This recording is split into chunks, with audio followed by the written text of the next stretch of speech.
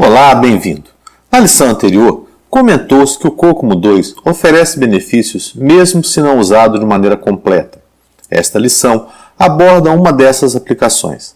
Ela é a utilização de parte do COCOMO 2 para obter estimativas de 3 pontos, de uma maneira mais ágil e transparente se compararmos essa solução ao método Delphi. Nessa lição, nosso objetivo é descrever marcos no desenvolvimento em termos dos objetivos e níveis de informação correspondentes.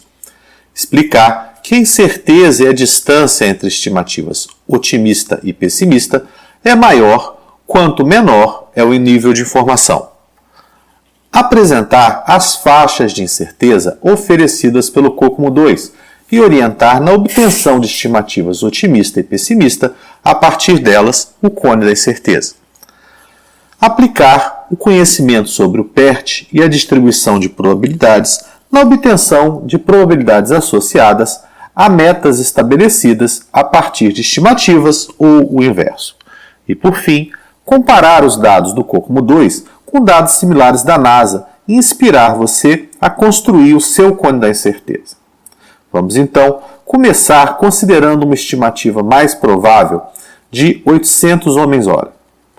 Uma primeira referência que o modelo nos fornece é que a amplitude presente em 80% dos casos de desenvolvimento em um estágio de ideia de negócio está entre 0,25 vezes e 4 vezes essa estimativa mais provável. Portanto, se considerarmos 800 homens-hora como a base para derivar as estimativas otimista e pessimista, teremos 200 homens-hora como a estimativa otimista e 3.200 homens-hora como a estimativa pessimista. Aparentemente, esse intervalo pode parecer muito amplo demais para os objetivos típicos no ambiente comercial. No entanto, ambos os extremos são improváveis de se materializar. A tendência é que, conforme se aproxima da estimativa, mais provável dela se materializar. Isso está indicado nessa curva de probabilidades derivada do PERT, que destaca os pontos com 25%, 50% e 75% de probabilidade de não se subestimar. A mesma informação pode ser organizada na forma de uma tabela como esta. Nela, se verifica qual a estimativa associada ao risco de subestimar. Apesar da estimativa de 3.200 homens-hora estar na faixa da estimativa mais comum em 80% dos casos de desenvolvimento, a estimativa de cerca de 1.800 homens-hora agrega 90% dos casos nessa faixa. Vamos então reservar o gráfico com a informação de probabilidades oferecida pelo COCOMO 2 para o momento de uma nova ideia de negócio e seguir em frente para avaliar como se comporta a incerteza à medida que se avança no desenvolvimento. Digamos que essa ideia de negócio prosperou e decidiu-se investir em um desenvolvimento por meio de um anteprojeto. Ao seu final, o que corresponde ao marco do início da concepção, quando se utiliza o processo unificado como referência, espera-se obter o comprometimento para suportar o início do desenvolvimento, o que corresponde a alcançar os objetivos de identificar ou obter os objetivos, escopo e fronteira candidatos para o desenvolvimento, as partes interessadas-chave identificadas e os recursos comprometidos para a iniciação bem-sucedida do desenvolvimento. De maneira análoga, a determinação das faixas quando de uma ideia de negócio, ao final do anteprojeto, também é possível fazer o mesmo. No entanto, o intervalo é bem mais estreito após os investimentos e decisões tomadas no anteprojeto. Se a estimativa mais provável ainda se mantiver em 800 homens-hora, então o intervalo para estimativas otimista e pessimista encontra-se delimitado por metade e o dobro desse valor, ou seja, resulta um intervalo entre 400 e 1.600 homens-hora. Se aplicarmos o PERT, então podemos derivar uma curva de probabilidades, como apresentada no gráfico, e na tabela correspondente.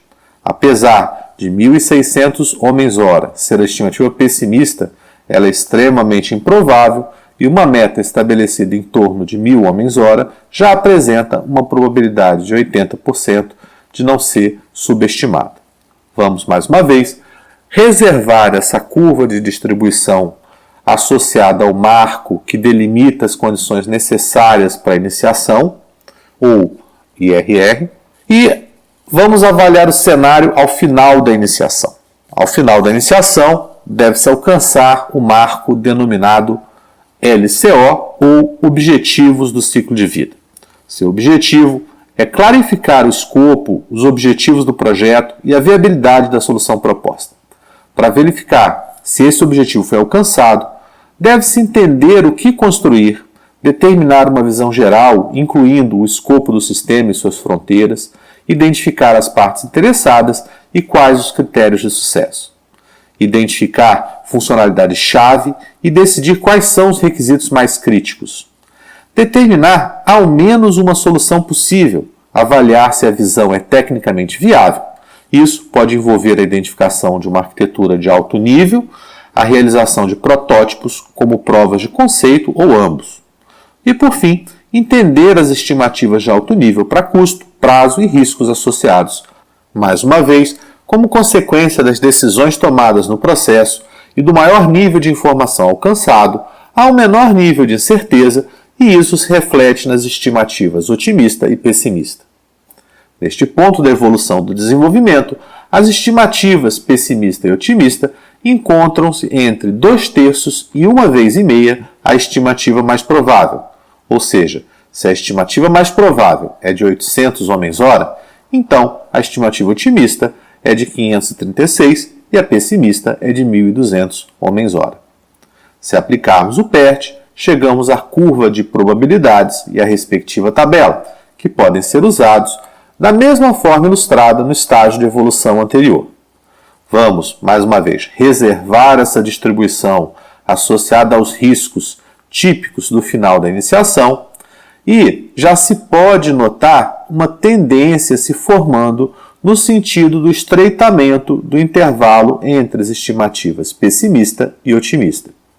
Essa lógica também se verifica em um desenvolvimento ágil e corresponde ao trabalho necessário à geração de um backlog de produto adequado para o início do desenvolvimento ágil.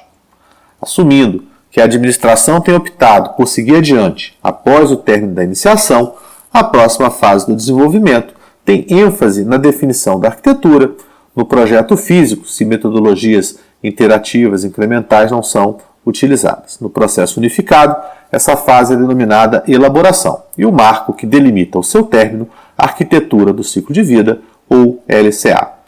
O objetivo que deve ser alcançado nesse marco são os objetivos e o escopo detalhados, a escolha da arquitetura e a resolução dos itens de maior risco. Ter um bom entendimento da maior parte dos requisitos permite criar um plano mais detalhado e obter a aprovação para a continuidade do projeto, garantir um entendimento profundo dos requisitos mais críticos a serem validados pela arquitetura. Projetar, implementar, validar e estabelecer uma linha de base para a arquitetura, projetar, implementar e testar uma estrutura esqueleto. A funcionalidade não está completa, mas a maior parte das interfaces entre as partes está implementada e testada. Mitigar riscos essenciais para produzir um cronograma e orçamentos com acuidade. Vários riscos técnicos são abordados como resultado do detalhamento dos requisitos do desenho, implementação e testes da arquitetura. Refinar e detalhar o plano de alto nível do projeto. Certamente, nesse ponto da evolução, os riscos e a incerteza são muito menores. De acordo com o COCOMO 2, quando um desenvolvimento alcança esses objetivos, o intervalo entre a estimativa otimista e pessimista é definido em termos de 80% e 125% da estimativa mais provável. No exemplo, onde se considera uma estimativa mais provável de 800 horas, a estimativa estaria entre 640 e 1.000 horas. Aplicando a distribuição do PERT, temos esta distribuição de probabilidades e a respectiva tabela com a probabilidade de não subestimar associada a diferentes estimativas. Colocando-as no contexto das demais distribuições apresentadas nos marcos anteriores, fica bem claro, como é razoável, o funil que se forma indicando a diminuição da incerteza conforme se avança no desenvolvimento. Claro que esses marcos não são igualmente espaçados.